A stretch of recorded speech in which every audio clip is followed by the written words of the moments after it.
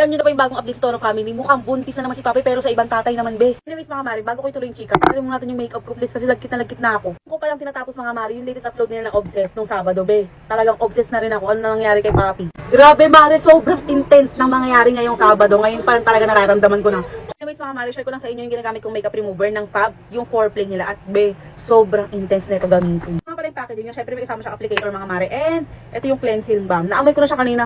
And girl, sobrang bango amoy candy. Lang kayo ng konti dyan mga mari. Tapos, apply nyo na sa face nyo. Grabe, sobrang bango talaga niya, be.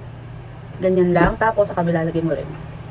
Ayan. Para sa mga makeup girls ko dyan mga mari, dapat di kayo naghihilamos agad kasi nakakasira lang face yan. Gumamit ko na kayo ng cleansing balm. Nai-imagine ko na agad yung mangyayari ngayong Sabado. Kasi imagine ha, si Harvey na may sakit sa puso na 43% na rin gumagalang sa puso niya, masaktan pa ng bonggang-bongga to the highest level girl. So kasi chika mga mari, either buntis si Papi na naman sa bagong lalaki or iba yung tatay ni Bebang, yung bagong panganak niyang baby. Girl, nai-imagine ko na agad yung magiging reaction ni Mama Marie tsaka ni Mami Oni kay Papi na ko sinasabi ko mukhang World War 3 na naman to. Guys mga mari, kaganda din sa 4play ng Fab na cleansing balm is bukod sa nakakatanggal siya ng makeup, may benefits din siya like nakaka-moisturize ng skin. Moment of truth ha, wait lang. Bago ang chika, syonggarin ko muna yung makeup ko. And grabe, sobrang dumi ng face ko, girl, di ba? Kaya kung maghihilamos ka directly, masisira talaga yung mukha mo. Mas maganda, gumagamit muna kayo ng cleansing balm. Yun siya pang ganda gumamarin bawa. Sasakyan pa kayo, tapos lagkit ka sa face mo. Gusto mo na magtanggal ng makeup.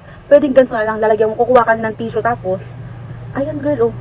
Grabe, sobrang dami ko pang excess makeup na hindi natanggal ha. Kaya, girl, wag ka maghihilamos agad after mo. Kung gusto mo tanggalin yung makeup mo. Di ba? Oh. Pwede mo siyang ganyan, kung lagkit na sa face mo.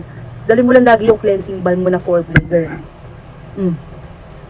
So, karire. Tatanda sa kanya mga mari, unlike sa ibang makeup remover, di ba medyo mahapdi? Ito girl, wala kang mararamdaman. Sobrang smooth sa face. Ayun, nakaka-moisturize pa siya.